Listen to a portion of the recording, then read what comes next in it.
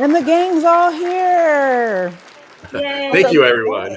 Yes. Hi. So, welcome to another edition of Leaders and Learners, where we all know that the best leaders are lifetime learners. And we are here at another edition of South Bay Leaders and Learners, where we have leaders from the South Bay. You guys know we have our series of speaking with some of the candidates to talk about their leadership, their vision for their position, and kind of what they plan to bring to the table. So we have today our current mayor of Redondo Beach, who is also vying for the future seat of the mayor of Redondo Beach. How does that even all work?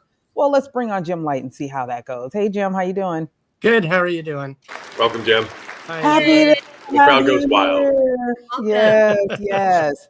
So listen, we're going to go ahead and get into it because I know the people are waiting to hear from you. And there's been tons of roundtables and conversations, but here you're able to speak freely, kind of, go a little deeper on some of your explanations and talk to the people in your most authentic voice because what you have to say is important, right? Why don't you go ahead and start off with how did you become the mayor, right? And why are you bothering to do this again? Because politics is hard, and I've been told myself that it is a combat sport in Redondo Beach, which it shouldn't be, but we can get into that later. But how did you become the mayor, and why are you campaigning now? Yeah. So, I got here the way you don't want to become mayor. My best friend passed away, Bill Brand, and to sorry about fulfill that. his term. Okay. And So now you're- you are campaigning to be mayor again. That's correct. Yes. Why? Why would you do that? Why would you do that, Jim? Well, I've been fighting for our quality of life for 24 years, starting back in 2000 with Heart of the City. And as I got into the mayoral role and was in City Hall nearly every day, I could see how the role of mayor can help move things forward that, I've been fighting for this community for 24 years. So I just couldn't turn my back and walk away when so many things are going on in our city today that can affect our quality of life. Sure. Jim, I Now, was going to say you might be a little surprised at this. There was the moment when the council put a condition or wanted you to agree to a condition of not running for election as mayor. They wanted to appoint you mayor, but they wanted to put this condition on you as not to be a candidate. I thought it was a really peculiar thing for the council to do. I thought it was, well, if you're good enough to be appointed, why aren't you good enough to be elected? I just thought it was a really insane thing for them to ask you to agree to. And I wonder what their motivation was, to kind of thin the herd, the competition now when it comes to mayor. So I know people's positions evolve, and that's fine. And if it's really being appointed is one thing, but running for election is a tough thing. So it's okay with me that you decided to run. Well, I appreciate that. I think, their motivation was there was potentially 2 council members who were going to run for mayor. And I think they didn't want to appoint one another to get that advantage. And I don't think they wanted to appoint someone who would have that advantage of saying they're the current mayor when they ran. But as I said before, as I got behind the green door at City Hall and saw everything that was going on and how, I could be a force multiplier there. Sure. I reevaluated. I also had people from across the community surprisingly asking me to run. And so put those 2 things together, talked it through with my wife and daughter, and decided to throw my hat in the ring. Sure. so it sounds like once you became mayor, you saw some things sitting in that seat and on the dais that maybe changed your perspective on things. Am I wrong about that? No, you're exactly right. I wouldn't say on the dais so much because the meeting's the meeting. And I've watched city council meetings and participated in them for decades. But when I got in City Hall, there were some assumptions that I made that proved to be wrong. I thought overall, I thought staff had an agenda they were working to that wasn't necessarily aligned with the people, and they would do things to slow roll, perhaps what the politicians and the public wanted, and try to manipulate things in a direction they wanted it to go. After getting in City Hall and going elbow to elbow with these folks for the last, it's now just over a year, I definitely changed my opinion. All the directors in City Hall are different than they were 5 years ago. And they want to move forward. They've embraced the vision of what they perceive, what the people want, and certainly what the council wants. And they're trying to forge ahead, but they're kind of hand-tied because there's so much backlog from the years of stagnation. And what I saw was, just workloads overflowing. And because of my background doing government stuff when I was in the Air Force, doing contracts, doing project management, doing competitions, I was able to roll up my sleeves and actually take some work off their hands. I was also able to go between different departments and find out where stuff was stuck and break it loose in a way that wasn't insulting to either of the directorates. So I that was the eye opener to me, that these people in City Hall, they're good people. They want to do good things. They're just overloaded right now. And in fact, some of them were some of the people who encouraged me to run because they appreciated the hands-on approach. It seems like, just a moment of transparency. Okay. Yeah, I can definitely see how your views would change on how you're dealing with city staff, but it also seems like maybe some of the people that you were getting along with, I won't say agreeing with before, that's actually on the dais. Also, there may have been some differing of opinions there too. No? I think I think the whole council is pushing the same direction with an overall perspective on development. I think on individual issues, they differ. And what I don't see is, the 3-2 that we had playing on the council for, going on 2 decades. This council is, from my perspective, more pragmatic, and you don't see those voting blocks constantly coming up the same way. It depends on the issue, which way they fall. So at sometimes, I do differ from those who are, they call it the brand army. I hate that term, but those who, basically were fans of Bill Brand and worked with Bill Brand. And I think some of the folks who were maybe demonized. Did you and Bill always agree on everything? Oh, no. Bill and I would get into shouting matches on stuff, but then we calm down and, we're still friends. So, and in fact, I always valued that in Bill, is you could disagree with him and you weren't the enemy, at least from my perspective. I know that. Jim, you mentioned the word stagnation, and I had been saying that about Redondo Beach for decades, that the city was stagnating, and you said it at the Easy Reader Roundtable. So what would you do to break that stagnation? What's your vision to free up whatever resources we have, and let's move forward beyond this? Honestly, a decade of stagnation. Yeah, well, I think first off, stagnation had started to break loose. I can't take credit for all of that. It's just that they was stacked up on people's desks. So helping move stuff through City Hall certainly helped with stagnation. The other thing I perceived, particularly in the economic / business world, we were stagnant, and the city council did start to address that with the aviation and Artesia corridor area plans, but it's just slow getting started. So some of the stuff I've done, been able to do, other than just pick up piece of paper and start authoring stuff, is to work with the city manager and some of the directorates to realign their priorities. And I don't want to take too much credit for it, because they were very willing in doing that. And for example, we had an open position in waterfront and economic development. And if you watched waterfront and economic development, it was only 3 people. And because of the amount of work going on in the harbor, they were almost 100% focused on the harbor. And, so I talked with Greg Kapovich, the director, and with the city manager, Mike Witsansky, and said, we have economic development, but it can't just focus on the harbor. If we're going to make Artesia Boulevard successful, it needs some help from the economic development folks. We shouldn't be reactive, waiting for businesses to come to us. We should be out there advertising for the types of businesses we want.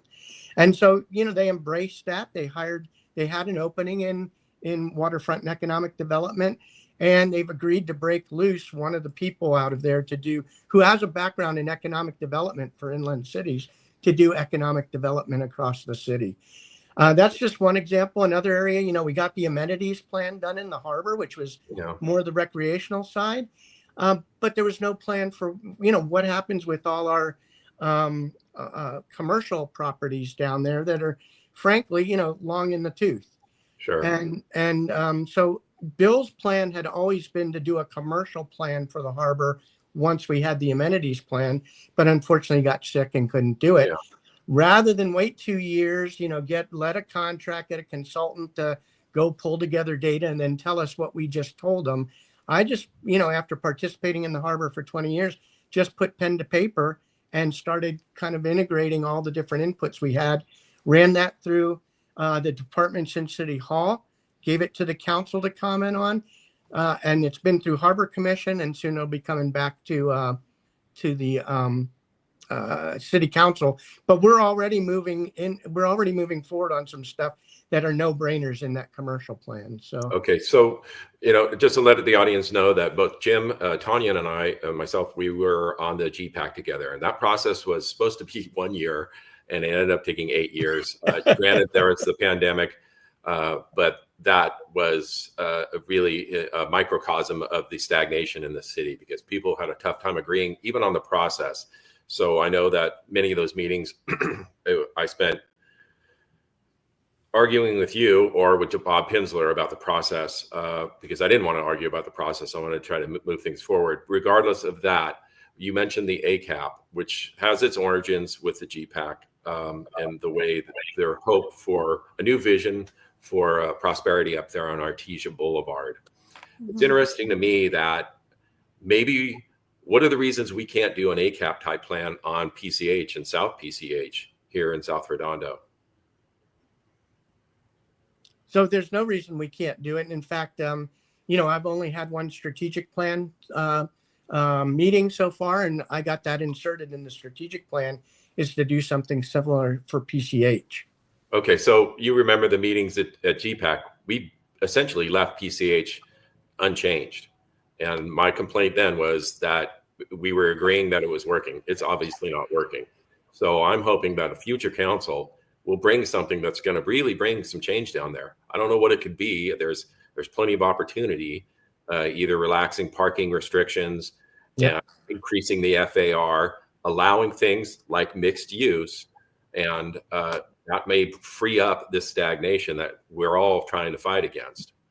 Listen, I'm not against mixed use. I'm against the zoning that we have for mixed use today, because it's produced underperforming commercial in places like 1800 PCH and 2001 Artesia. The place where it has worked is in Riviera Village on Avenue I, but that is because, number one, it's already a walkable district that there's a lot of people already shopping, and number two, the residential component is almost invisible to the public that's using the commercial. The commercial dominates that mixed use, and I think when the commercial of a mixed use development is an afterthought and has bad parking and things like that, it's doomed to high vacancy and high turnover. Now, Jim, I feel like I'm in a warped twilight zone right now, because you're being so agreeable. I swear to God, I feel like I've just been beamed in here from somewhere else. Like, I don't understand what's going on. You got to help me, Jim, because maybe perception is not reality, but my reality is that we didn't agree on a whole lot. And those 10 meetings turned into so many years because you did a lot of things to stretch things out and put up blockades. Like, I have never heard you be this agreeable in ever. And granted, I only know you from GPAC. We've never had any personal interaction, which is also weird. We can talk about that later. But you do not. We have not agreed on anything, and I think we agreed one time in 8 years, and I almost lost my mind. I think I had to go toast to myself that night, like, oh my god, I agreed with Jim. Like, what happened? What's going on with you? Like, what is going on with you? Because I swear to God, you spent so many years saying no, we don't, we can't, we're not gonna, and now you're just this almost breath of fresh air. So is it me or is it me? Well, I mean, you didn't give me an option there. I think that environment was kind of controversial to start with. I felt like from the very start, Aaron Jones was picking what we could talk about and trying to make us avoid areas that we wanted to. So I didn't agree with the process. I also think it was too many people. I mean, trying to get 27 people, to work on documents like that are very detailed, automatically draws out the process. I think you'd still find me a bit belligerent if we started talking more about housing and affordable housing. But overall, I know what the state mandates are. I don't agree with them, and we have to comply with them, or we get even worse situations. So I think I'm still the same Jim Light I was back then. It's just this is an open conversation instead of trying to set up for a vote, of 27 different people. Do you feel like your time as mayor has maybe changed your mind on some things that maybe you were firmer on before, but now that you are in your position and you are having to work with so many different people and hear different perspectives, not on social media, but like in person, do you feel like maybe that's changed some things? I mean, feel free to speak about that. I don't want to put you on the spot, but I'm just curious about that because you have been the mayor now for several months. So a little over a year. Yeah, it was February. Yeah, 20th. a year, right? I have no concept of time. I can't believe it's been a year. But yeah, can you so yeah, why don't you share a little bit about that? I don't feel like I've changed my perspective, maybe how the public perceives me or how I'm reacting. I mean, when you're up there on the dais, you have to listen to other people. I'd like to think I was always open to other concepts and ideas. I will say, I was skeptical of Councilmember Keller-Jarovich. I campaigned for her opponent, but after working with her and seeing that she's pragmatic and very dedicated, she comes into City Hall more than any other council person. I did change my perspective on her, and I think she changed hers on me as well. So, there was a learning process there. I also think some of the state mandates and the reality of what we're facing and seeing what we're facing in closed session has maybe, I feel like, forced my hand on some things. So I'm still, I haven't changed my spots. I still want a big park down at the AES site. I still disagree with the housing mandates. Mm-hmm. I would say the one area that I really got educated on that I had no clue about really was our homeless program. And I'm very, very proud of that. And, the people who were behind it. In fact, Mike Webb and I were probably arch enemies at one time because I was involved in lawsuits on the city twice. And he always treated me respectfully, but we were on opposite sides of issues. And he is one of the first people to encourage me to run. And we've worked very well together since I've gotten in City Hall. One of the first things we had to tackle was changing Measure DD, which, Bill and I were the co-authors of. And I didn't want to change DD, but once you see what the alternative was, he wanted a more clean, let's just gut parts of DD. And I'm like, let's put an end date on it. And we worked together and came up with a compromise. And I think that's what, when you can sit there and actually work across a table wanting a solution that works for both of you, I think that's what's changed more than the let's just take a vote on everything. Jim, listen, you brought it up. Thanks for sharing that. I wasn't gonna bring it up, but you brought it up, so I want to address it because it's an elephant in the room. You said the brand army. that has been a plague on the city for a while. Let's not dilly-dally around the fact that a lot of residents feel like they've been attacked or there's been a lot of malice that have taken place. It's kept people from wanting to serve the city. It's kept people from being involved. I want you to address how that has plagued the city and how you as a leader can contend with that kind of vitriol and nastiness in a city that, let me give you this example. My husband, who you guys never see too often, he always says, who can be upset living in a city like this? And I was like, you don't know these people, because it gets crazy. And he has seen that also. So it is weird for a city this small and this compact to be so vitriolic.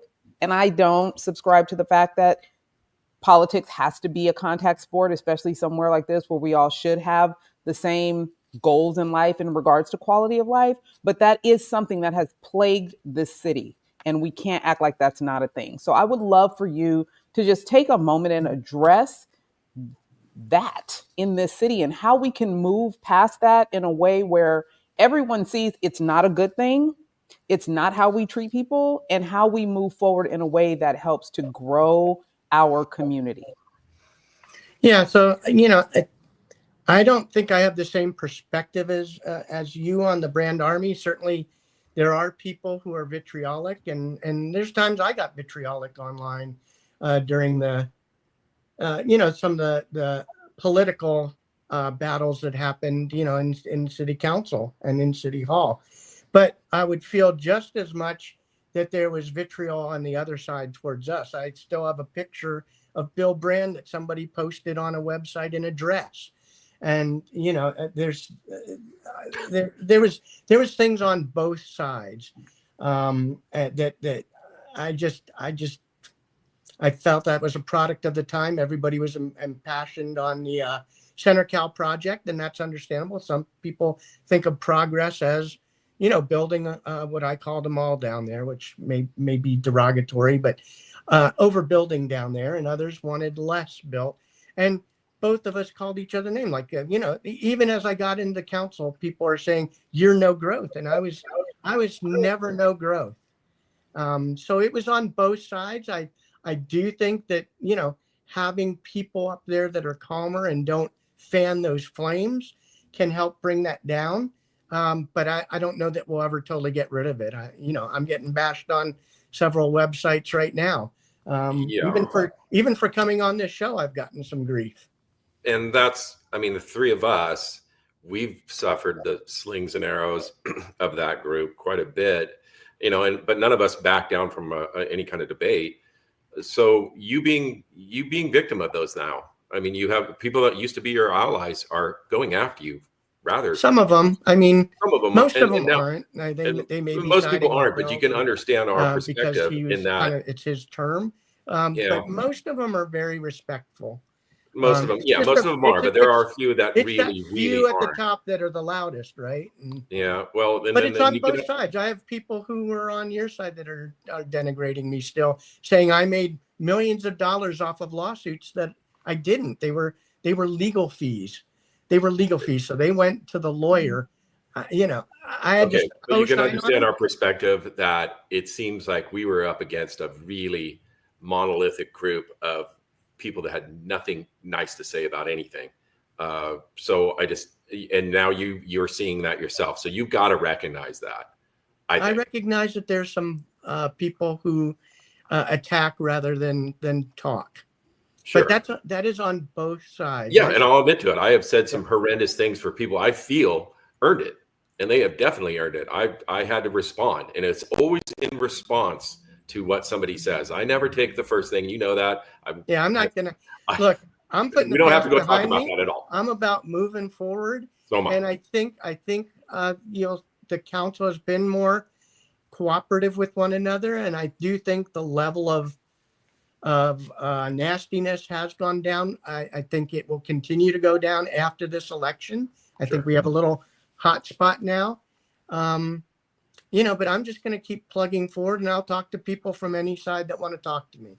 And that's great. So let's move on, and let's talk about this. Kind of dovetails into the upcoming code of conduct that the council is going to discuss. I'm wondering how that relates to commissions and commission appointments. And, you know, this is a bigger conversation. Do you plan on making changes at the commission level? So I've not, you know, I wasn't part of the group that caused that writing to happen. I think it was aimed at some of the back and forth on the council in the past. And we've had a couple times, you know, on the council since I've been there. I think, you know, people get very passionate about positions on things. And I think it's my job to try to calm people down. The code of conduct, I've not seen the draft yet, so I don't know what it says. I do think there's certain commissions right now that we do need to push some code of conduct down on the commissioners. Yeah, there's a planning commissioner that a lot of people want removed. Yes, I'm not going to name him by name, but we know who you're talking about. And then there's some strife on the. Are you talking about the guy that takes pictures of people and puts them on Facebook? And are you talking about that guy? Regardless of that, there are people that want him removed? No way. No way. You do have the opportunity because they changed the rules, and commissioners can be removed for nothing. So there could be the opportunity for changes. And there's also some people terming out coming up. So what I'm hoping is that maybe we can create, especially a planning commission and maybe a harbor commission that is more business friendly, because I know for a fact developers do not work in Redondo Beach. They just say your planning commission's insane. I don't have time for this. All they have to do is look back at past projects that struggled to even get approved when they were completely legal, like Legato. So what changes do you think you could bring about to create this, break the stagnation and create this kind of, hey, we need to make revenue. This is a city. We got to make money. So what are we going to do to create this business friendly planning commission? Yeah. So the planning commission itself, I don't know that they're not business friendly. I think they don't like certain types of development that have lots of housing.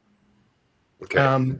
But that's is part and parcel with developers hedging their bets to say, if I can do this at this site, mixed use. And let me tell people in Redondo, mixed use is nothing new in Redondo Beach. If you go right across the street from City Hall, the police station, there is the Diamond Street Apartments. It's on the historical registry of buildings. Yep. It has been 100 years old. It's a mixed use project. It's been there forever. But it's not 98 condos and 20,000 square feet of commercial. And we don't have plots that can absorb. It's a more balanced mix. That's the thing. We don't have plots anymore that can absorb giant projects.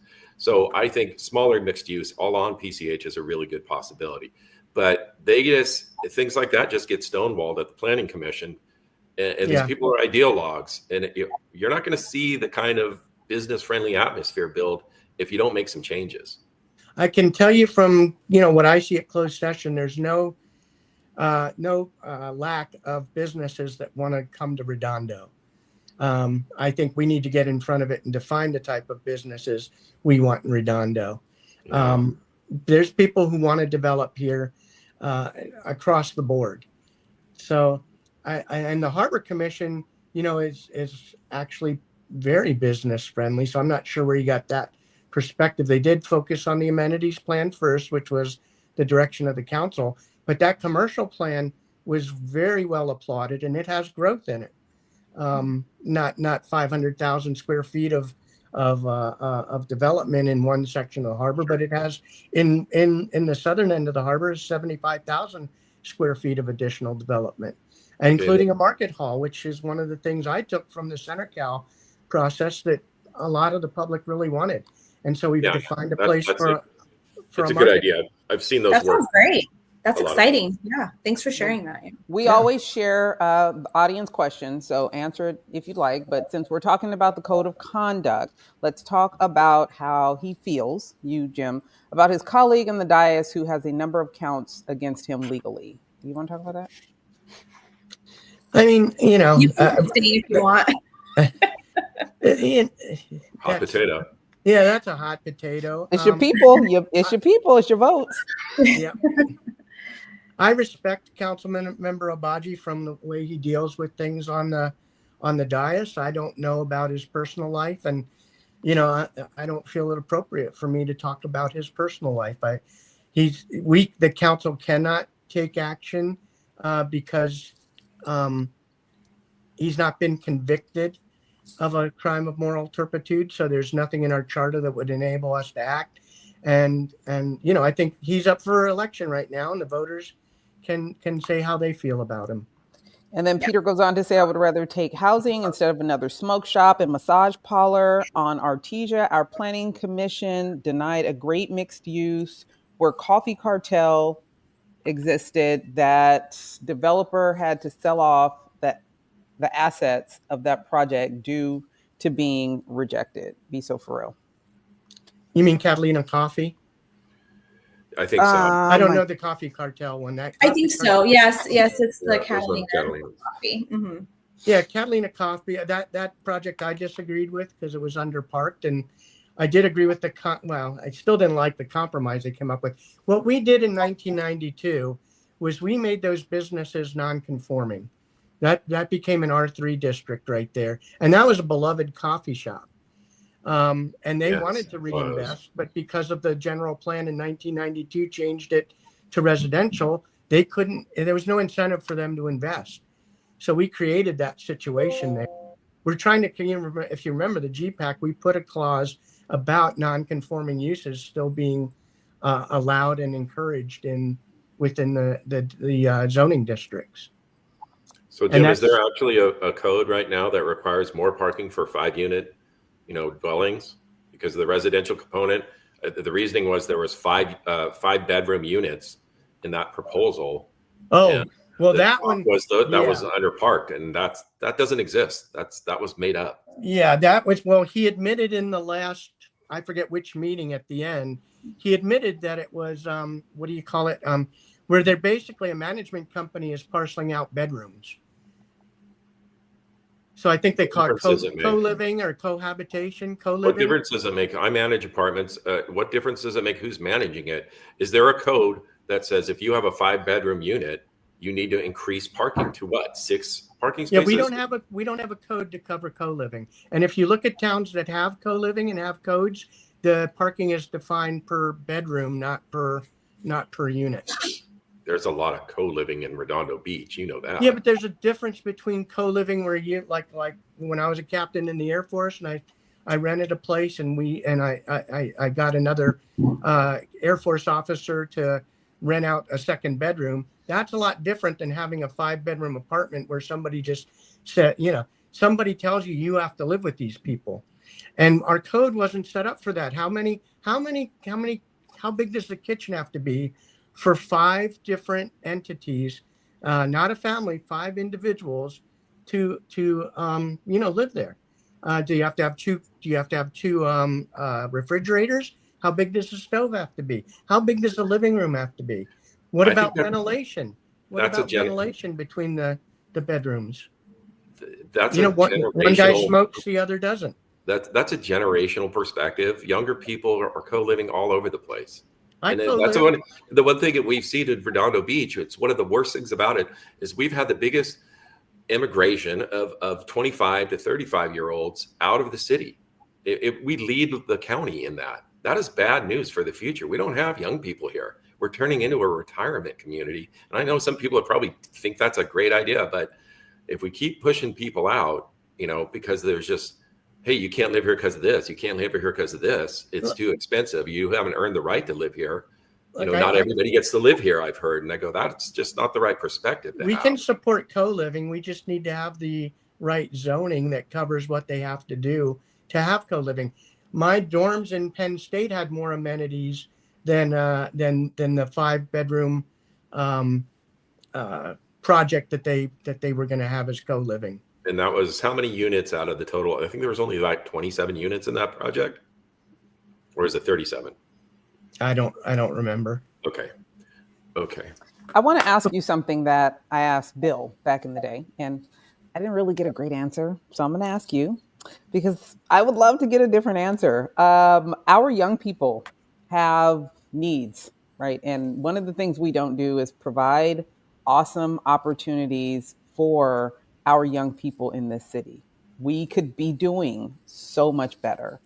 I would love to hear what your vision is for how we support and elevate our young people in this city. Those are our future leaders. We do have a drug and alcohol problem here, and it's not something I feel like our city is actually stepping up to be a part of in regards to the solution. So I would love to hear from you. Do you give these young people some thought? How do you feel like they're going to fit into your vision of Redondo Beach? Yeah, future generations a very important issue for me. Um, I'm backed by 4 of the school board members because I think they sense I do value, our school kids coming up, and I want to partner with the school district. One of the things I supported, Councilmember Kalajerovich, was trying to restart the youth commission as I came on board, and I fully supported and got behind that. And appointed the adult members of that. And then actually I've gone to several of those youth commission meetings. One of the tasks that they have is to define what youth programming the youth actually thinks we need here in Redondo. And I think that will be they've put out surveys. I haven't seen the results of those yet, but I'm waiting for those results because, me as a retired old guy trying to think of what's best for the kids probably, isn't realistic. So I want to hear straight from the horse's mouth. What do the kids see as the gaps in what we provide them and what kind of programming we can do for them? And then let's see how we can implement it. And I haven't heard the result. I don't think they've resolved that yet, but it was very refreshing to sit in. That's a pretty big commission if you've sat in on it. And I think that, they're still getting used to parliamentary procedure and stuff like that. So it's pretty exciting to see. And it's pretty exciting to see them get engaged. We had to talk to some kids. They formed subcommittees, and we had to kind of say, you know what, being on every subcommittee probably isn't as good a use of your time instead of focusing on what you really care about. And they took that to heart. I've also, recently I got to sit in on a Civic Seal presentation. I guess, you can get a little sticker on your diploma if you do a civic project in the school, and they have members of the community evaluate that project. And the student her name's Paula, was presenting, wanted a Cesar Chavez Day at the high school.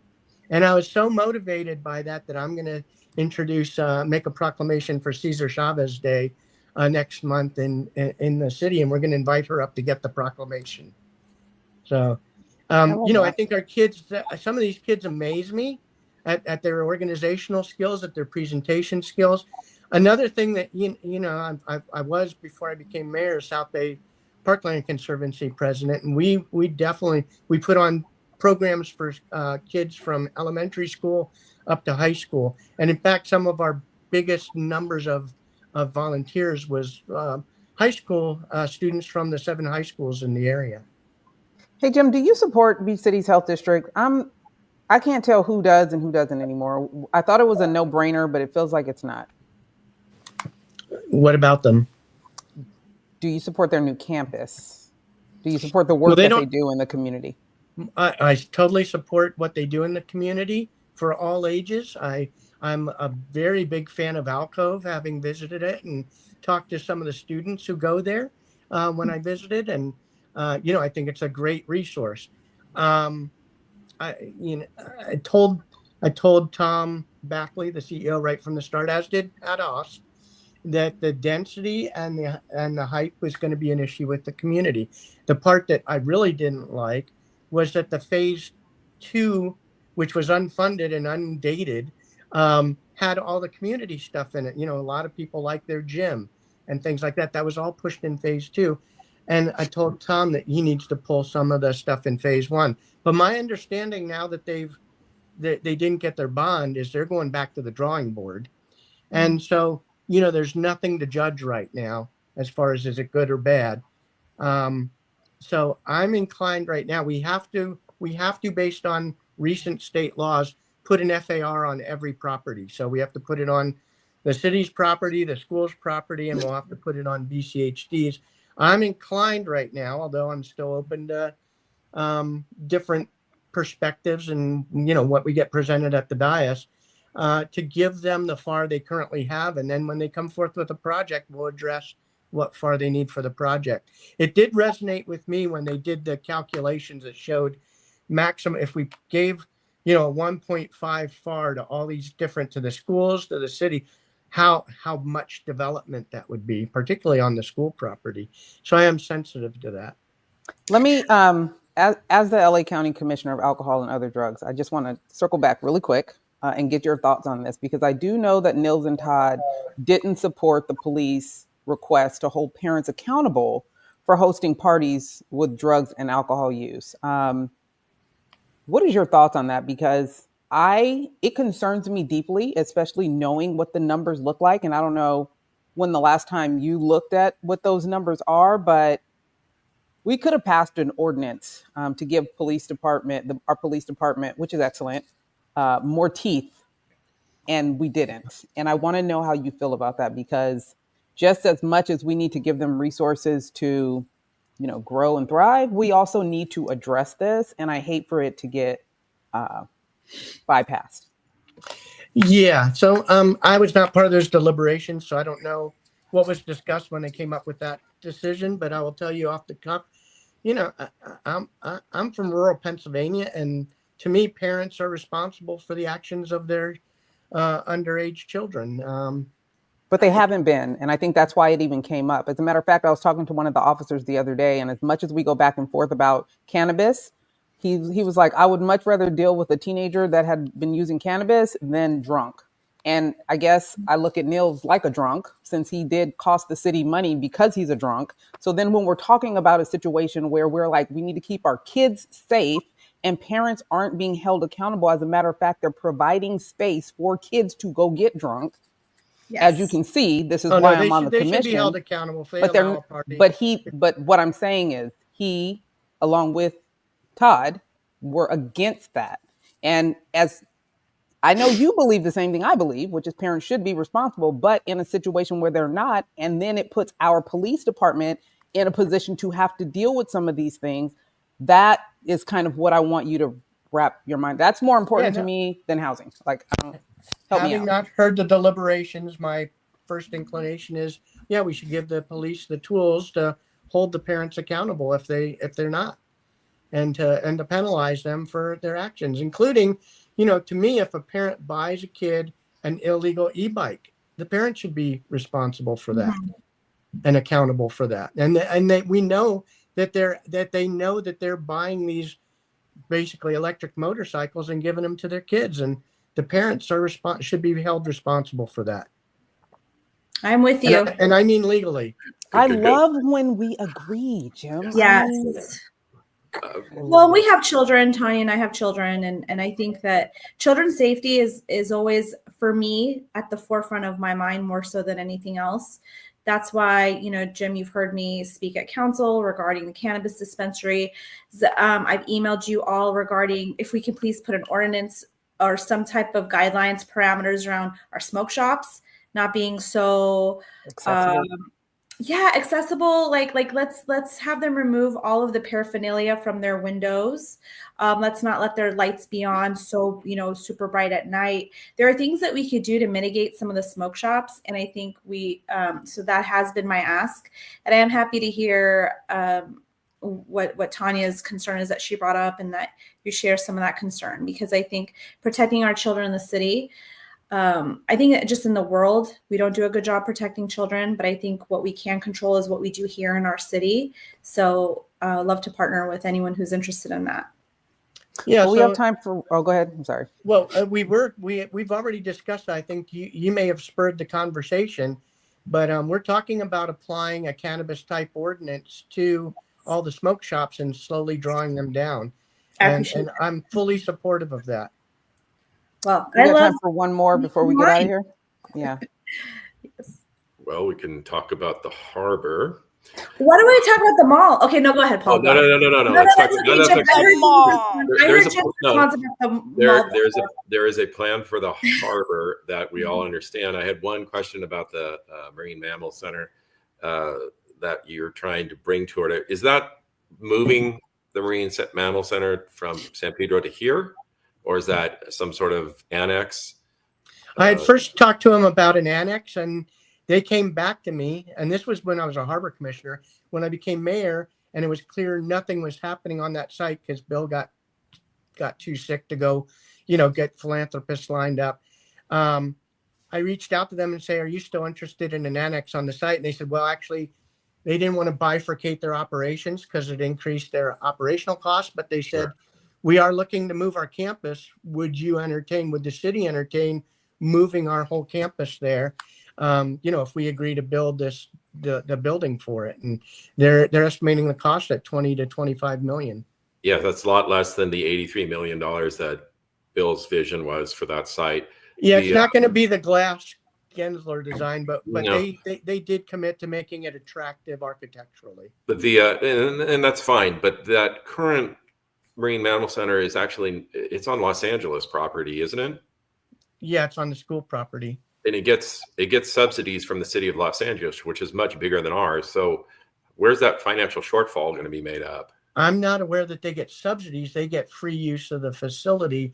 They have to pay their own facility maintenance and operational costs. Okay, so we would look at a net zero kind of revenue from the site if we move it here. Well, I think the agreement that they're proposing, I'm sorry, I can't say that. It's closed session stuff. Okay.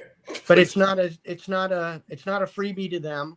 And that's what some of the negotiating points are right now. We're not closed yet. Oddly enough, the thing that's holding it up right now is housing and community development at the state, because the property's is city property and we're thinking of leasing it out, has to go through HCD first before we can continue with negotiations, which is the overreach of the state right now. Sure. Every property that we lease on in the harbor is going to have to go through this process where we get the okay from HCD to change ownership of the leases, which is ridiculous.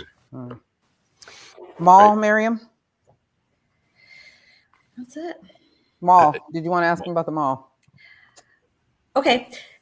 Well, because I know we have more questions. I didn't want you to feel pressure. Okay. So No pressure. Oh, we love pressure here. Feel free to just be as quick as you can, because I know we're running short on time. But the mall has been so stagnant for so long. Prior to COVID, there was some hope, and then after now it's like 2025. And can you give us an update on the mall? And can you tell us? We talk a lot about the harbor and blah blah, and that's wonderful. But we really have some needs up here in North Redondo. I appreciate you discussing Artesia. So if you could give us an update on the mall and what you foresee the city and the council and the mayor position can do to assist with getting that going. So that's one of the first things I asked when I got in. I asked Stuart. Oh, boo! Oh no, you're frozen, Jim. Of course, my question. He's frozen. Let's give him a second. It's just good. Download. Oh, there he is. He's here twice. Oh, I'm on twice now. Okay, there you go. You're back. So that's one of the first things I asked Stuart when I got on board was, is the city part of this hold up? And he said, no, it's all on our side. The city's been great. But what we just found out this past week is they've been having some struggles with financing, which we all suspected. But then more recently, the ownership structure is shifting. And so like 2.5, 3 weeks ago, they told me it would be coming to the Planning Commission in March. Now it sounds like they're going back to the drawing board, and the new ownership structure still wants to do the mall part of it, but they want to totally redo the main facility there. So we don't know what that's going to look like, and they did not give us a time frame that's going to move forward on. Okay. So it's a changing story. I keep in touch with those guys. I think it's a positive story. It was part of the ownership structure is a mall operator and mall developer. So it's not going to go to all housing. It will be some mixed use. And so, I look at it as a positive that they're looking to not just cram it into the same structure and try to refresh it. So okay. I'm trying to see the positive side of it. The downside is it's probably not going to happen as fast as if they were going to reuse that facility.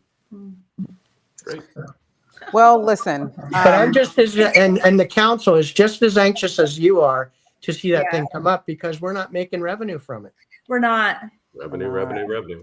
Yeah. Well, listen, Jim, I'm going to let you out of here, but I want to thank you for being here and being as transparent as possible. I feel like you were open and honest about how you feel about things. We're not always going to agree, but I have an ask of you, and I want to get this before I get you out of here.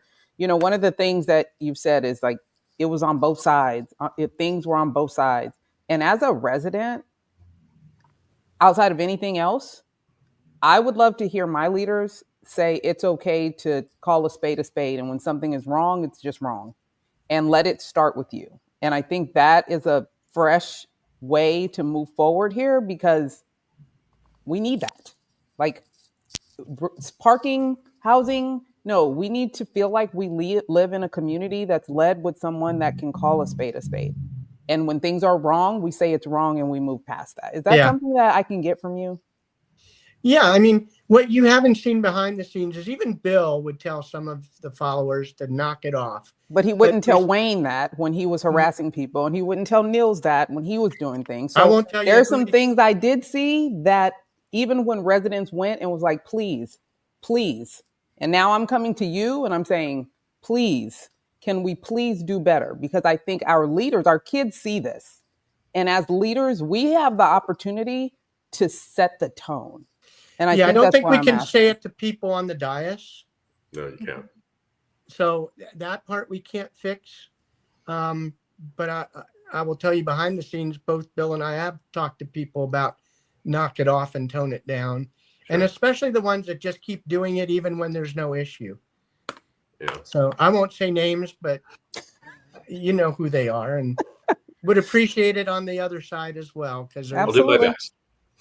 So. I'll do my Paul's like, it's me. No, I love it. I've been very quiet for like a year, so I don't know. All right, so let the people know how, if they haven't already, why they should vote for you and how they can follow or either support. I don't know if you're still raising money, but let people know, and then we'll get out of here. So I have a very complete campaign site. It's very detailed at jimlightformayor.com. I would hope they'd vote for me because they like what they see up on the dais and they can see the positive progress that's happened since I've been mayor. And I think trying to be more inclusive, on the council and on the commissions and trying to break down the walls of divisiveness. We appreciate that. Again, we thank you for taking the time to come chat with us, to chat with the community, and I'm going to wish you luck. How about that? Well, thank you. I appreciate that. And I appreciate you treating me with respect on here. I was a little wary. I felt like I was going into the lion's den, but we are very professional. Oh, fantastic job. We got to do what we got to do. Yeah, we try to be good citizens. I think you would at least give us that. Sure. And look, everybody wants what's best for the city. It's just we have different ideas of what that might be, and we need to be respectful in honoring those different opinions. And there's times I think, and I saw it on GPAC to some extent, sometimes when you have the opposing sides come together and none of them get exactly what they want, the actual outcome's better in the end because you get a different perspective and you add an element that you didn't think of. And so that's part of the reason I'm glad you guys reached out and why I was willing to jump in on this, because I do want to mend fences. I don't want to keep the terseness between, or even the appearance that there's two different groups. I think it's different ideas, not necessarily different people. Well, it's different people. I don't know what the right word is, but it's all right. We can be respectful and still disagree. Absolutely. Agree to disagree. Well, good luck. And, we'll see you in March. Okay. Thank you. Happy Black History Month. Yes. And thank you for coming and thanks for bringing your daughter. That was nice to meet your daughter. You guys take it easy. Hey, thanks for showing up to the podcast where we all know that the best leaders are lifetime learners. When you get a sec, take a moment, leave a comment. What you think about today's episode, and share it with someone that you know could use the gems that were dropped today. Follow and subscribe. You don't want to miss who's coming up next. You never know who could show up here and what they could say. For your professional needs, marketing, PR, communications, and leadership, make sure you follow us on all social media platforms at Sand and Shores, or hit us up at sandandshores.com. Again, thanks so much for showing up. We appreciate you. and we'll see you soon.